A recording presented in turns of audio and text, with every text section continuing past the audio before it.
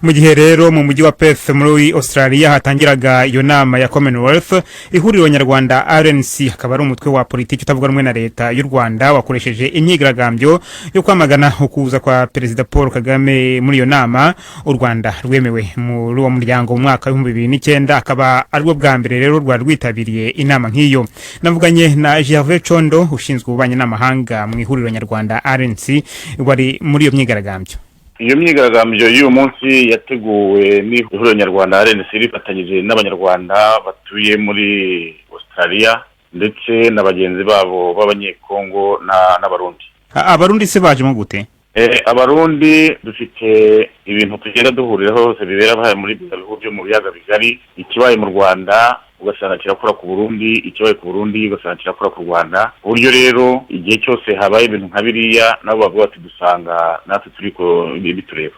Muri iyo myigaragambyo mwasabaga iki? Cyane cyane Perezida w'u Rwanda Paul Kagame nuko twasamusabaga kugira ngo yumve amarere y'abanyarwanda, bakomeje kumubwira bati nyamuneka tangwa urubuga abantu bakora muri politiki ku buryo bisanzuye, gira vuba urekure bareba inyururu bafungiye ibintu bya politike n'abanyamakuru bafungiye uburenganzira bwabo.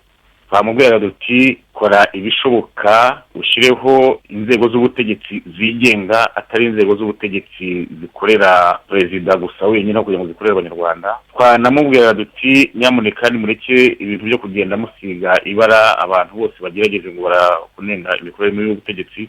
Ariko igisumba ibindi twasabaga ndetse n'uriya muryango wa Commonwealth u Rwanda rwinjiyemo hashize imyaka 2 kugira ngo rwongere rusubize amaso inyuma rusuzume neza niba ibintu indangagaciro rutsimbarayeho cyane cyane ya demokarasi n'uburenganzira bw'ikiremwamuntu niba koko u Rwanda rurimo kuyubahiriza, bakaba mbese bakongera bakabisuzuma niba hari cyahindutse kuva rumaze kwinjira muri uya muryango.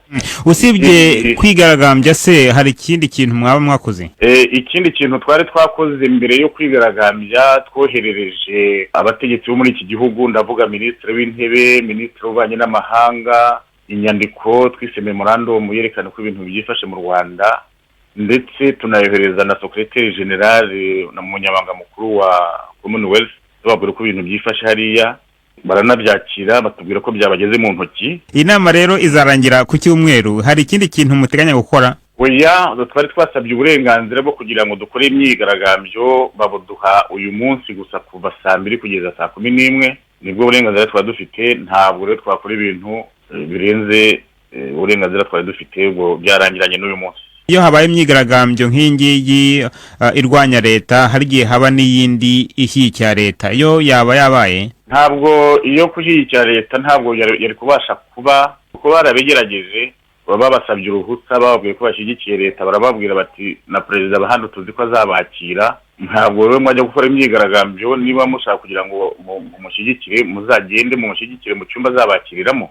Gusa rero ntibyabujije abari bari aho ngaho b'abanyamatsiko basa n'abaza gutera abandi ubwoba muri abo nyine bashyigikiye leta ya Kagame, barimo bitoratoza gufata amafoto bari naho ngaho ariko batagira ikintu cy'inyandiko bazamura kuko ntabwo abapolisi bari kubemera badafite uburenganzira nk'ubwo. Gervais Condo.